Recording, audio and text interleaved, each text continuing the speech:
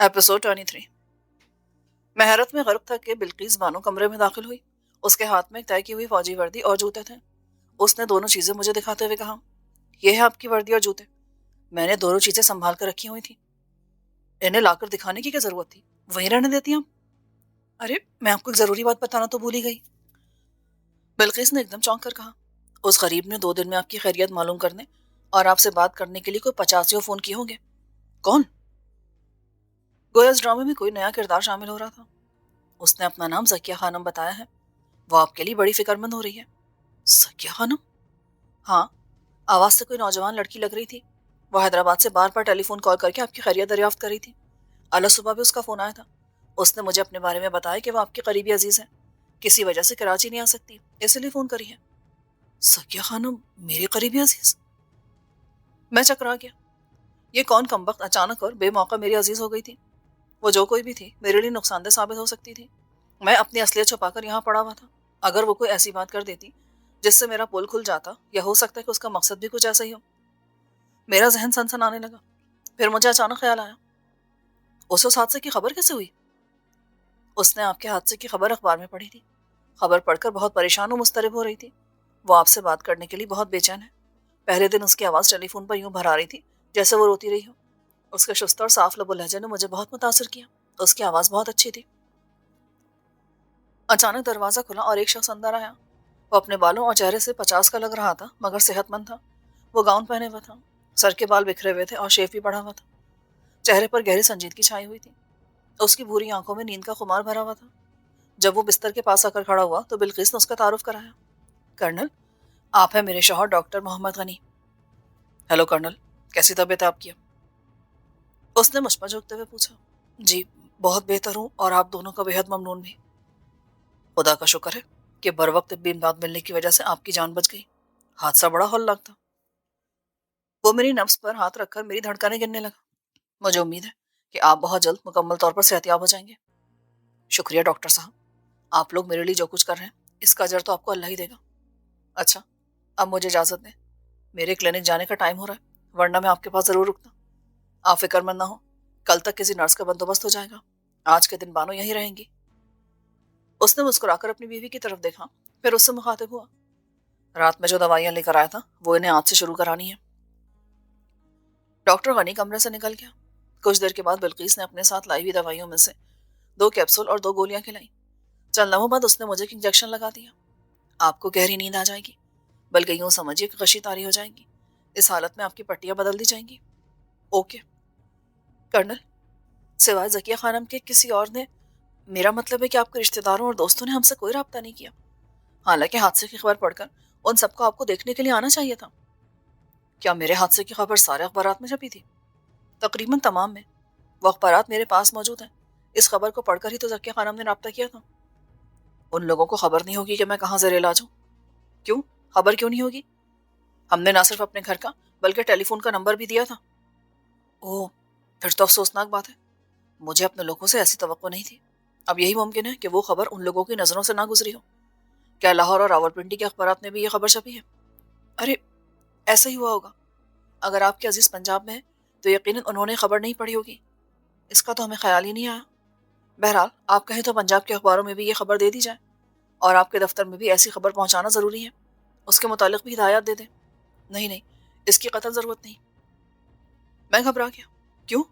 کیا آپ نہیں چاہتے کہ آپ کے گھر والوں کو اور آپ کے رشتہ داروں کو اتنے بڑے حادثے کی خبر ہو؟ کم از کم گھر والوں کو تو ہونی چاہیے۔ وہ آپ کے نہ پہنچنے پر سخت پریشان ہوں گے۔ گھر والوں کو پتا ہے کہ میں 1 مہینے کے لیے سیر و تفریح کی غرض سے نکلا ہوا ہوں۔ دوستوں اور رشتہ داروں کو پتا چل گیا نا تو یہاں ان لوگوں کا تانتا بن جائے گا اور فون کی بھرمار ہوگی۔ آپ کا ناک میں دم آ جائے گا۔ مجھے بڑی خوشی ہوگی، میں ان سب کی خوب آؤ بھگت کروں گی۔ آپ کو جو دیکھنے اور ملنے آئیں گے وہ میرے لیے اپنوں کی طرح ہی ہوں گے۔ مجھے خدمت کا بڑا شوق ہے۔ میرے بیٹے کے بھی بہت سے دوست ہیں۔ روزانہ 4-5 دوست گھر آتے تھے اور بچوں کی طرح دھما چوکڑی مچاتے تھے۔ مجھے بڑی خوشی ہوتی تھی، اس لیے کہ گھر میں رونق آ جاتی تھی۔ لیکن میرے دوستوں کا تانتا لگ گیا نا تو پھر مجھے آرام نہیں کرنے دیں گے وہ۔ کیا معلوم، رجمنٹ کی رجمنٹ آن تھم کے۔ ہاں یہ بھی ٹھیک ہے، ویسے واقعی آپ کو آرام کی سخت ضرورت ہے۔ اچھا، کچھ دیر بعد میں دوبارہ آؤں گی، آپ ریسٹ کریں۔ اس کے جاتے ہی میں نے گہری سانس لی۔ میں دل میں خوفزدہ ہو رہا تھا کہ اگر پنجاب کے اخباروں میں خبر چھپ گئی تو میرے لیے ایک مصیبت کھڑی ہو جائے گی۔ کرنل نیاز احمد کے گھر والے اور دوست احباب سبھی بھاگے بھاگے چلے آئیں گے، پھر میری جو بے عزتی ہوگی وہ الگ، دوسری طرف میں جیل چلا جاؤں گا۔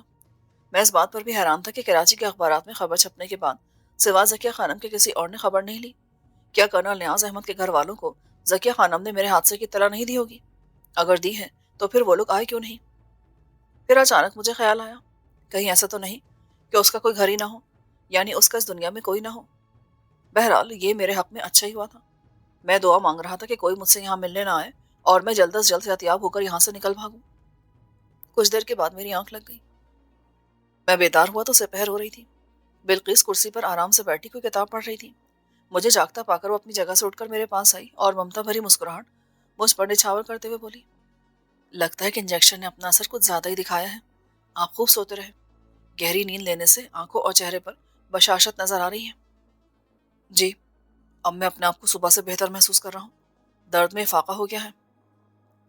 میں نے اپنے سینے پر نظر ڈالی، میری پٹیاں بدلی ہوئی تھی، نیند میں میری ڈریسنگ ہو گئی تھی۔ میں نے سر گھما کر دیکھا تو مان میری نظر میز پر پڑی ہوئی پوٹلی پہ جا پڑی۔ یہ وہی پوٹلی تھی جس میں رقم، گھڑی، بٹوا اور سگریٹ کیس تھا۔ میں نے بلقیس سے پوچھا، آپ نے یہ پوٹلی یہاں کیوں رکھ چھوڑی ہے؟ یہ ساری چیزیں میں نے آپ کی بیوی کو دکھائی تھی، پھر اسے الماری میں رکھنا بھول گئی تھی۔ میری بیوی؟ میں حیرت سے اچھل پڑا۔ وہ 2 بجے لاہور سے کراچی پہنچی تھی۔ انہیں آپ کے حادثے کی اطلاع کراچی میں مقیم ایک سہیلی نے دی تھی۔ وہ لاہور میں نہیں تھی بلکہ قصور گئی ہوئی تھی۔ وہ اطلاع ملتی فوراً یہاں پہنچی۔ جی؟ میرے حلق میں کانٹے سے چبھنے لگے۔ آپ کی کیفیت دیکھ کر ان کی حالت غیر ہو گئی تھی، بچوں کی طرح پھوٹ پھوٹ کر رونے لگی تھی۔ مجھے اندازہ نہیں تھا کہ وہ آپ کو اس قدر چاہتی ہیں۔ میری سمجھ میں نہیں آ رہا تھا کہ کیا کہوں۔ میں نے خاموشی بہتر سمجھی۔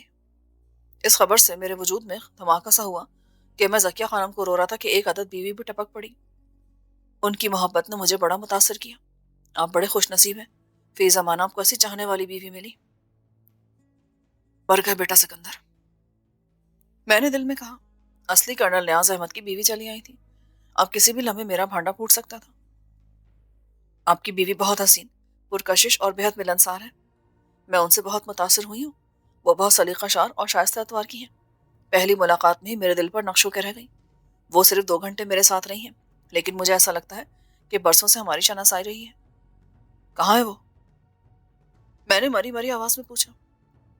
وہ بچوں کو لینے ایئرپورٹ گئی ہیں۔ بچے اپنے انکل کے ساتھ دوسری فلائٹ سے پہنچ رہے ہیں۔ بچے اور انکل؟ میرے سر پر پھر دھماکہ ہوا۔ معلوم نہیں اس کرنل کے کتنے بچے تھے۔ وہ عورت جو کرنل کی بیوی تھی اسے میں نے نہیں دیکھا تھا۔ بیوی اور بچوں کے ساتھ کرنل کا بھائی بھی پہنچ رہا تھا۔ ان کے پہنچنے کے بعد یہاں جو ڈرامہ ہونا تھا اس کے تصور سے ہی میں لرزہ برندام تھا۔ دفتن مجھے خیال آیا کہ جو کچھ ہوا ہے اور ہو رہا ہے یہ میرے خلاف ایک سازش ہے۔ یہ سب کچھ کسی سوچے سمجھے منصوبے کے تحت کیا جا رہا ہے۔ میں واقعات کے تمام پہلوؤں کا جائزہ لینے لگا۔ اچانک مجھے یاد آیا کہ جب کرنل میرے گھر آیا تھا تو اپنا انتہائی قیمتی سگریٹ کیس بھول گیا تھا۔ یہ حرکت یقیناً دانستہ تھی، ورنہ کوئی لاکھوں کی چیز بھی اس طرح بھولتا ہے۔ پھر اس نے اپنے قیام کے متعلق جس ہوٹل کے بارے میں بتایا تھا وہ دھوکہ دہی اور غلط بیانی ثابت ہوئی تھی۔ تیسرا، وہ اس فلائٹ سے روانہ نہیں ہوا تھا پنڈی جس کے بارے میں اس نے مجھے بتایا تھا۔ اور وہ شخص کون تھا جس نے مجھے کرنل کے آرڈر پر ایئرپورٹ لے جانے کے بہانے اس حال تک پہنچایا تھا؟ کیا وہ واقعی کرنل کا ہی آدمی تھا؟ کہیں ایسا تو نہیں کہ کرنل کو اغوا کر لیا گیا ہو اور مجھے حادثے میں زخمی کر کے دنیا کو یہ باور کرانے کی کوشش کی گئی ہو کہ کرنل میں ہوں؟ میرا ذہن اس وقت مختلف زاویوں سے واقعات کا جائزہ لینے لگا۔ میری شکل کرنل سے بالکل مختلف تھی، صرف ایک چیز مشترک تھی، یعنی قد۔ اللہ ہی بہتر جانتا تھا کہ اصل کرنل کہاں ہے۔ پھر میرے ذہن میں اس عورت کا چہرہ ابھر آیا جو مجھے قتل کرنے کی غرض سے سینسپٹ کے ساحل پر لے گئی تھی۔ اس کے بارے میں سنتے ہی کرنل نیاز احمد بری طرح چونکا تھا۔ اگر یہ منصوبہ اس عورت کا بنایا ہوا تھا تو یہ بات سمجھ میں نہیں آتی تھی کہ اسے اتنا لمبا چکر چلانے کی کیا ضرورت تھی۔ اگر اس کا مقصد مجھے قتل کرنا ہی تھا تو وہ نہایت آسانی سے ایسا کروا سکتی تھی۔ کرنل، کیا بات ہے؟ آپ بہت پریشان دکھائی دے رہے ہیں، بات بات پر سوچ میں ڈوب جاتے ہیں۔ کوئی پریشانی ہے تو مجھے بتائیے۔ نہیں بلقیس صاحبہ، کوئی خاص پریشانی نہیں۔ دراصل میں نہیں چاہتا کہ میرے بچے مجھے اس حالت میں دیکھیں، وہ بہت پریشان ہوں گے۔ میں بچوں کو پریشان نہیں دیکھنا چاہتا۔ آپ فکر نہ کریں، میں انہیں سمجھا بجھا کر روک لوں گی، اندر نہیں آنے دوں گی۔ کتنے بچے ہیں آپ کے؟ میں سوال پر سٹ پٹا گیا کہ جواب دینا ضروری تھا۔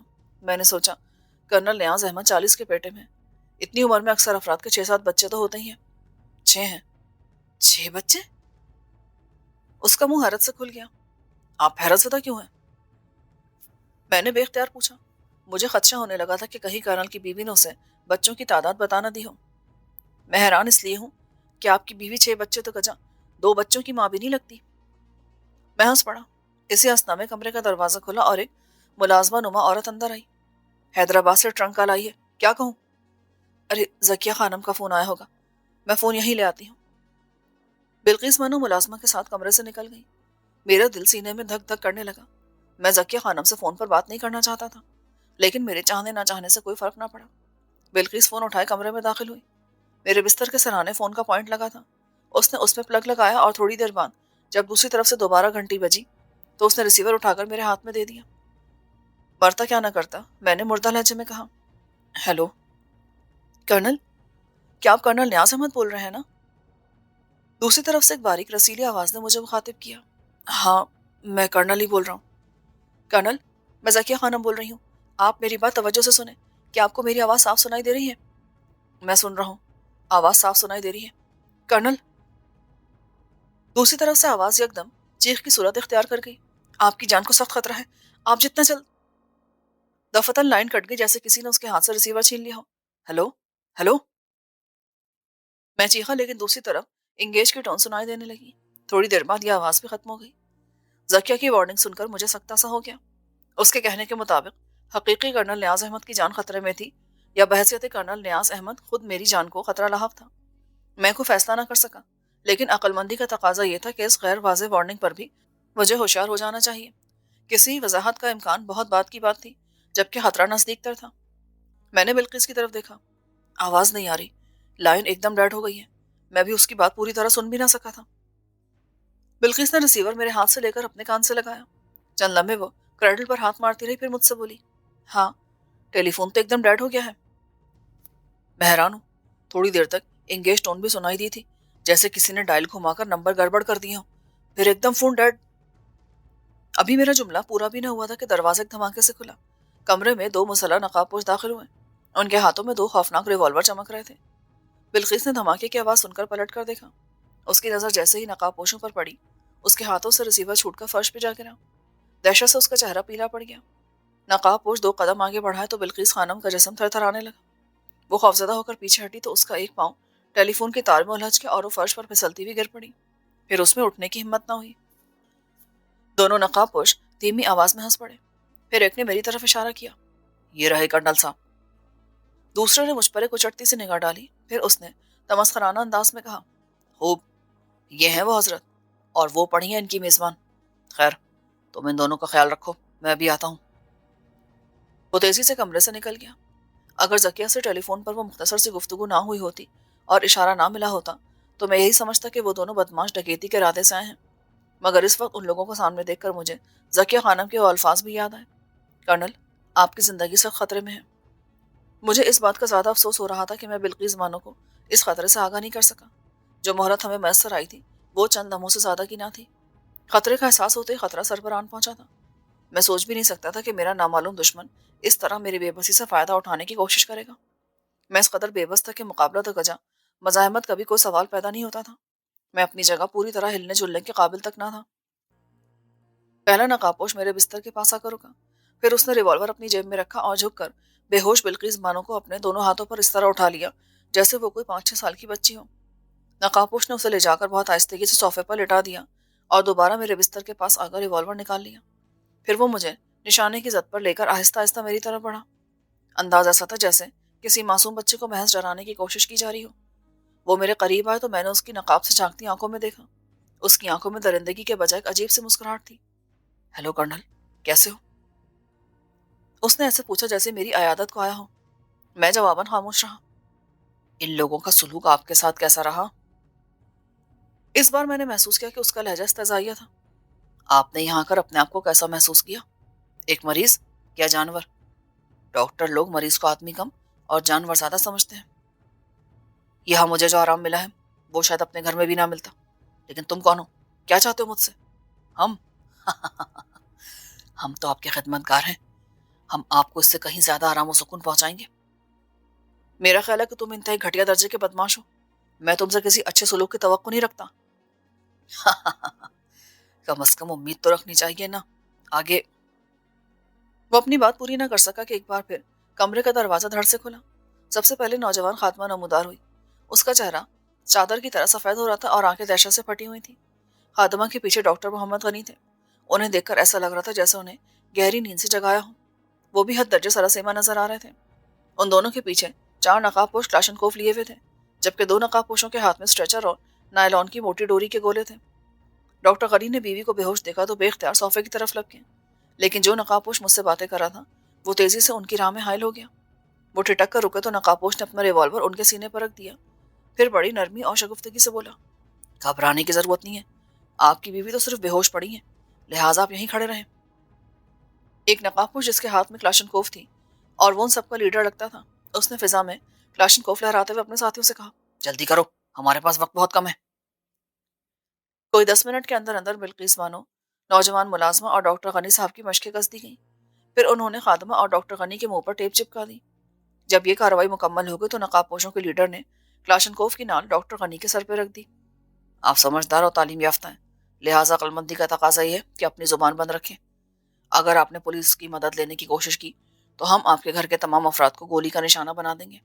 हमारे लिए किसी की जान लेना उतना ही आसान है जितना किसी चोटी को मसलना। हम कर्नल को लिए जा रहे हैं। अगवा का राज किसी को मालूम ना हो, समझे? डॉक्टर सर हिलाकर रह गया। लीडर अपने साथियों से बोला, कर्नल को स्ट्रेचर पर डालो, बड़ी एहतियात से और संभाल कर उठाना। वो इस काबिल नहीं कि उठकर बैठ सके। इनके जख्म अभी कच्चे हैं, तकलीफ ना होने पाए।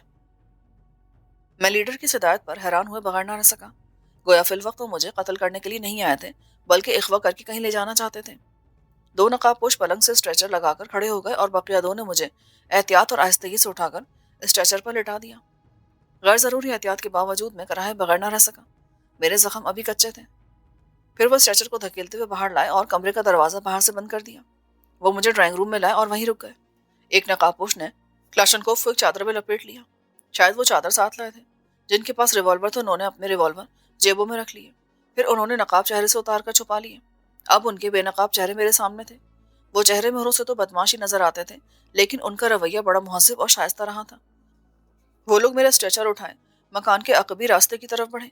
बाहर आकर मुझे एहसास हुआ कि ये बहुत बड़ा बंगला था, कोई 1000 गज पर बना हुआ। जब वो इमारत से बाहर आए तो स्ट्रेचर अहाते में एक एम्बुलेंस खड़ी थी जिसका इंजन स्टार्ट था। एम्बुलेंस का अकबी दरवाजा खोलकर स्ट्रेचर को अंदर धकेल दिया गया। मैंने अपनी आंखें बंद कर ली। जख्मों से उठने वाली टीसें अब नाकाबिले बर्दाश्त हुई जा रही थी। चंद लम्हों बाद जब एम्बुलेंस चल पड़ी तो मैंने आंखें खोल दी। एम्बुलेंस के अंदर स्ट्रेचर के बाएं तरफ एक लंबी नशिस्त थी।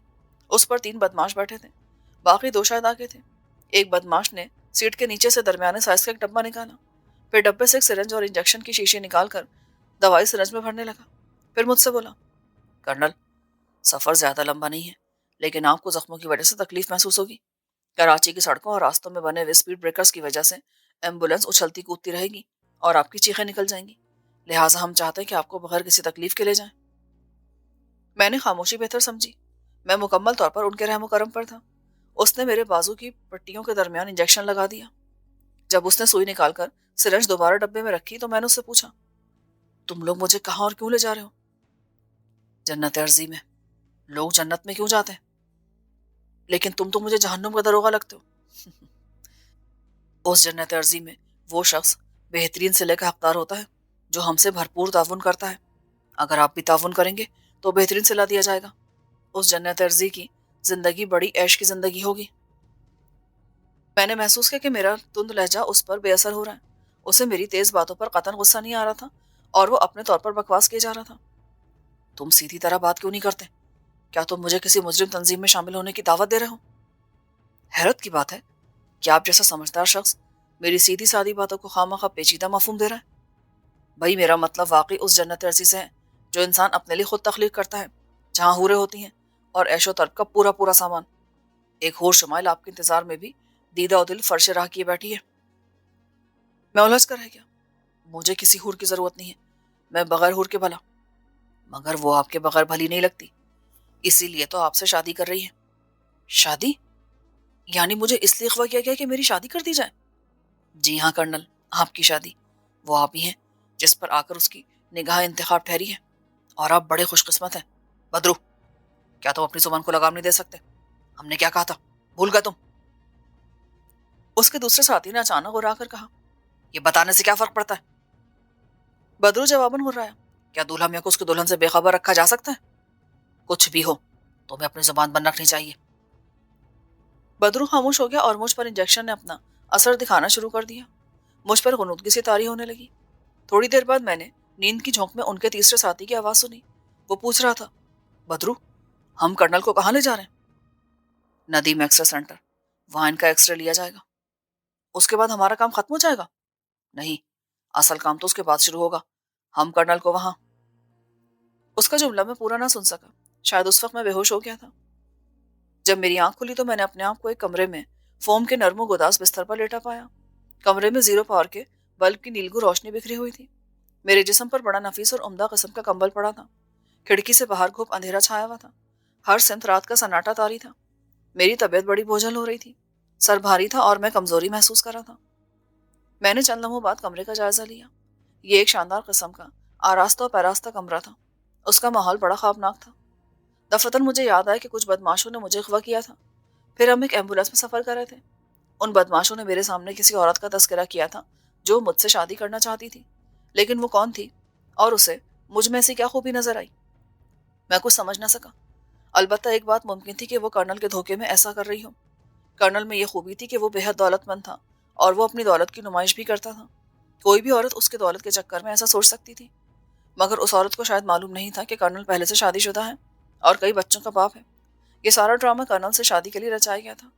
میں سوچ رہا تھا کہ جب وہ کرنل کی بجائے مجھے دیکھے گی تو اس کی کیا حالت ہوگی۔ وہ اپنا سر پیٹ لے گی۔ اس کے بعد وہ میرے ساتھ کیا سلوک کرے گی؟ اس کے سلوک کا تصور میرے لیے بڑا پریشان کن تھا۔ کمرے کا جائزہ لیتے ہوئے مان میری نظر پلنگ کے ساتھ والی میز پر پڑی۔ اس میز پر وہ پوٹلی رکھی تھی جو بلقیس بانو کرنل کی بیوی کو دکھانے کے بعد میز سے الماری میں رکھنا بھول گئی تھی۔ وہ نقاب پوش اس پوٹلی کو بھی اٹھا لائے تھے جو اس وقت تک میز پر پڑی ہوئی تھی۔ اس وقت مجھے شدید بھوک لگ رہی تھی اور کھانے کی طلب بڑی شدت سے محسوس ہو رہی تھی۔ اتنی رات گاہ میری سمجھ میں نہ آئے کہ میں کسے بلاؤں۔ پھر مجھے خیال ہے کہ کرنل کے سگریٹ کیس سے ایک سگریٹ نکال کر ہی دل بہلا لیا جائے۔ اب میں اپنے بازو کو آسانی سے حرکت دے سکتا تھا اور کوئی تکلیف نہیں ہو رہی تھی۔ میں نے ہاتھ پوٹلی کی طرف بڑھایا ہی تھا کہ خاموش فضا میں اچانک کلک کی ہلکی سی آواز گونجی۔ میری نگاہ بے اختیار آواز کے سمت اٹھ گئی۔ ادھر کمرے کا دروازہ تھا۔ ہینڈل غیر محسوس انداز سے گھوم رہا تھا، جیسے کوئی چور کسی کے جاگ جانے کے خوف سے بہت محتاط انداز میں ہینڈل گھما رہا ہو۔ میرا پلنگ نسبتاً اندھیرے میں تھا۔ بیڈ لیمپ کی روشنی دروازے کی جانب پھیلی ہوئی تھی۔ میں اندر داخل ہونے والے کی حرکات و سکنات پر بآسانی نظر رکھ سکتا تھا۔ ہینڈل پوری طرح گھوم کر رک گیا۔ چند لمحوں بعد دروازہ آہستہ آہستہ بے آواز کھلا۔ جب دروازہ کھل گیا تو مجھے دروازے کے باہر اندھیرے میں ایک ہیولا نظر آیا۔ اس ہیولے نے سرعت سے اندر داخل ہو کر دروازہ بند کر لیا۔ میری نظروں کے سامنے کوندا سا لپکا۔ اب وہ ہیولا نیلگوں روشنی کی زد میں تھا۔ میں نے غور سے دیکھا، وہ ایک نوجوان لڑکی کا سراپا تھا جو روشنی میں نہایا ہوا تھا۔ وہ کالی قمیض اور کالے رنگ کی پتلون میں ملبوس تھی۔ اس کے چہرے کی رنگت سرخ و سفید تھی اور نقوش دکھے تھے۔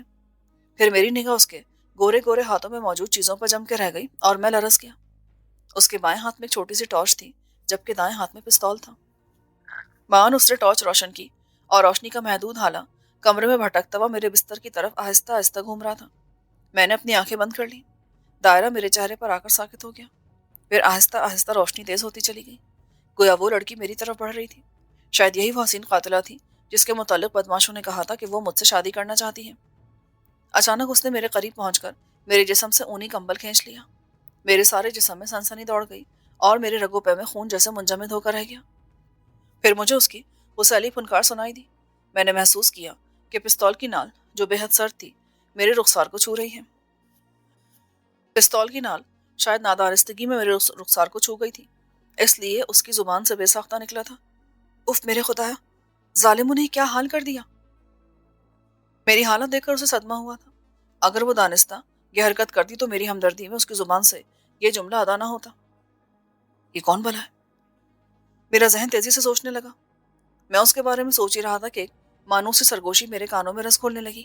کرنل، خدا کے لیے کرنل، آنکھیں کھولو، کرنل۔ اس کے لہجے میں التجا تھی۔ یہ آواز میں نے کب اور کہاں سنی تھی؟ میں آنکھیں بند کے ذہن پر زور دیتا رہا۔ دفتن یاد آیا کہ میں نے یہ رسیلی آواز ٹیلی فون پر سنی تھی۔ کیا یہ لڑکی ذکیہ خانم ہے؟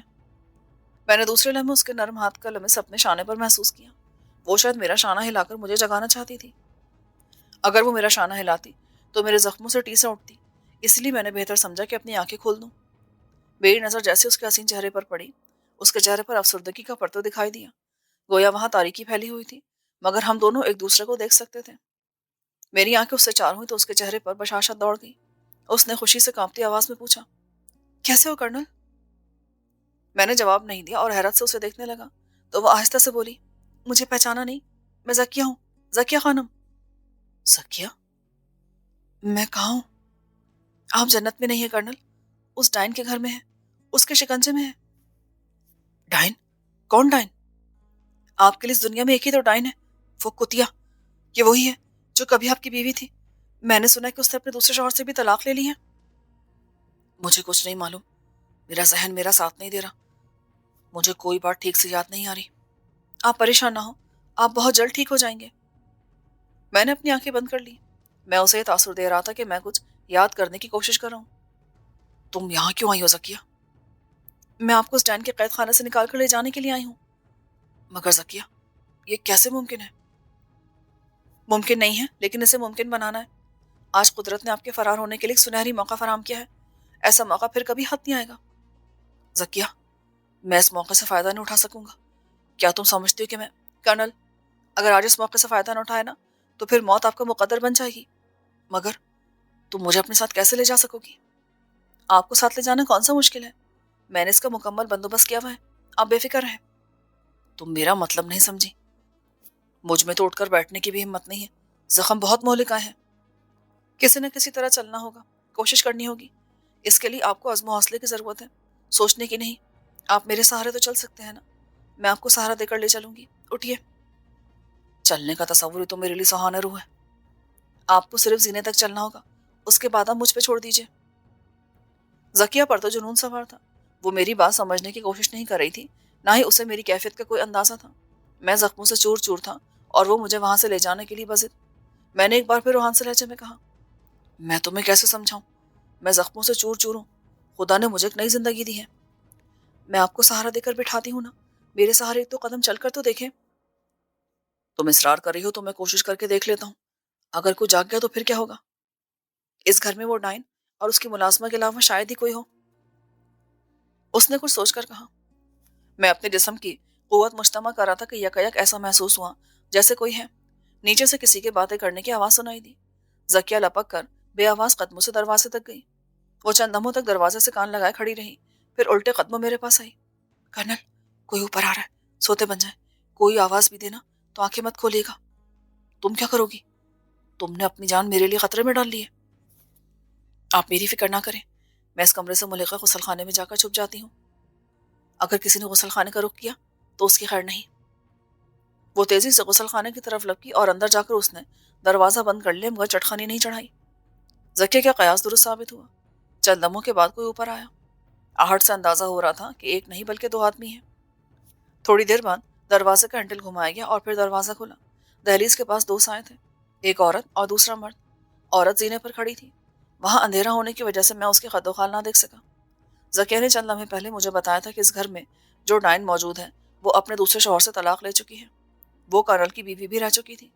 میرے دل میں اسے دیکھنے کا ایک اشتیاق سا جاگا۔ معلوم نہیں کیوں وہ زینے پر رک گئی تھی، وہ کمرے میں آتی تو اس شوق کی تکمیل ہوتی۔ مرد نے دہلیز کے پاس آ کر کمرے میں جھانکا۔ وہ 50 برس کا ہوگا مگر تھا صحت مند اور توانا۔ اس نے پلٹ کر عورت سے کہا، میں نے تمہیں کہا تھا نا کہ تمہیں وہم ہو گیا ہے، اس کمرے میں تمہارے ہونے والے دولہا کے سوا اور کوئی نہیں ہے۔ مگر اس کمرے سے تو خسر پسر کی آوازیں آ رہی تھیں، مجھے ایسا لگ رہا تھا کہ کوئی مرد اور عورت آپس میں باتیں کر رہے ہیں۔ وہ تو بھاری سماعت کا فطور تھا، باہر طوفانی ہوائیں چل رہی ہیں، وہ ہواؤں کی سرگوشیاں ہوں گی۔ میرے کان دھوکہ نہیں کھا سکتے، پھر میری چھٹی حس فوراً بیدار ہو جاتی ہے۔ عورت کے لہجے میں تندی تھی۔ تو پھر کرنل حزان بک رہا ہوگا، جب کوئی تکلیف میں مبتلا ہونا تو وہ حزان بکنے لگتا ہے۔ چلو سو جاؤ چل کر، میں بھی سونے جا رہا ہوں۔ کیا کسی مرد کے حلق سے عورت کی آواز نکل سکتی ہے؟ کیا ہذیان کی کیفیت میں آواز بھی بدل جاتی ہے؟ دور سے سنائی دیتی ہوئی کسی آواز پر جسمانی آواز کا گمان ہوتا ہے۔ تم خامخواہ وہم کا شکار ہو رہی ہو۔ چلو خیر، لیکن مجھے تسلی نہیں ہوئی، ہمیں اپنے گرد و پیش سے غافل نہیں رہنا چاہیے۔ مرد نے ہاتھ بڑھا کر دروازہ بند کر دیا۔ گہرے سکوت میں ان دونوں کے قدموں کی چاپ سیڑھیوں پر گونجتی ہوئی معدوم ہو گئی۔ دور، بہت دور دروازہ کھلنے اور بند ہونے کی آواز سنائی دی، پھر گہرا سکوت چھا گیا۔ کوئی 10 منٹ بعد ذکیہ نے غسل خانے کا دروازہ غیر محسوس انداز میں کھولا اور باہر آ کر اسے بند کر دیا. پھر دبے قدموں میرے پاس آئی اور سرگوشی کی. خدا غارت کرے اس ٹائن کو، سارا منصوبہ چوپٹ ہو گیا. اللہ نے ہمیں ایک بڑی مصیبت سے بچا لیا. اگر ہم پکڑے جاتے تو نامعلوم ہمارا کیا حشر ہوتا. حشر ہمارا نہیں، اس کا ہوتا. آپ کے زخموں کی وجہ سے مجھے یہ راستہ اختیار کرنا پڑا، ورنہ اس ڈائن کی کیا مجال. میری حالت تو مردے سے بھی بدتر ہے، ورنہ میں ابھی اور اسی وقت تمہارے ساتھ چلتا. کاش میں اتنا خستہ حال نہ ہوتا. اس وقت یہاں سے نکلنے میں خطرہ ہے. ہم کسی مصیبت سے دوچار ہو سکتے ہیں. 2-4 دن بعد میں پھر آؤں گی. اس عرصے میں آپ بھی قدرے بہتر ہو جائیں گے، چلنے پھرنے لگیں گے. آپ گھبرائیں مت، میں دن رات کسی نہ کسی طرح آپ کی خبرگیری کرتی رہوں گی. پھر وہ جیسے آئی تھی اسی طرح دبے قدموں چلی گئی. مجھے کچھ اندازہ نہ تھا کہ ذکیہ خانم کون ہے، کرنل کی رشتہ دار یا محبوبہ. اس نے مجھے جن محبت بھری نظروں سے دیکھا تھا اس سے یہ گمان ہوتا تھا کہ وہ اس کی محبوبہ ہوگی. اس بات کا بھی امکان تھا کہ وہ کرنل کی پرخلوص دوست ہو. وہ کرنل کی جو بھی تھی، اس نے کرنل کی خاطر اپنی جان تک خطرے میں ڈال دی تھی. اسے شاید اچھی طرح معلوم تھا کہ میں کن خطرات میں گھرا ہوا ہوں. مگر یہ بات میرے لیے حیران کن تھی کہ ذکیہ خانم دھوکہ کیسے کھا گئی کہ میں کرنل ہوں. کیا وہ میری آواز اور لب و لہجے سے پہچان نہیں سکی تھی؟ کیا اس کے بھی گمان میں نہ تھا کہ میں نقلی کرنل ہوں؟ میں انہی سوچوں میں گم تھا کہ دفعتاً نچلے حصے سے کچھ شور سنائی دیا، جیسے دروازے اور کھڑکیاں تیزی سے کھولی اور بند کی جا رہی ہوں. کچھ دیر بعد زینے پر قدموں کی چاپ کچھ اس انداز سے سنائی دی جیسے کوئی بدحواسی کے عالم میں سیڑھیاں چڑھ کر آ رہا ہوں. میں نے کچھ سوچ کر فوراً ہی اپنی آنکھیں بند کر لی اور چہرہ کھڑکی کی سمت کر لیا تاکہ اگر کمرے میں بلب جلایا جائے تو اس کی روشنی براہ راست میری آنکھوں پر نہ پڑ سکے. پھر میں گہری سانسیں لینے لگا، جیسے گہری نیند میں سو رہا ہوں.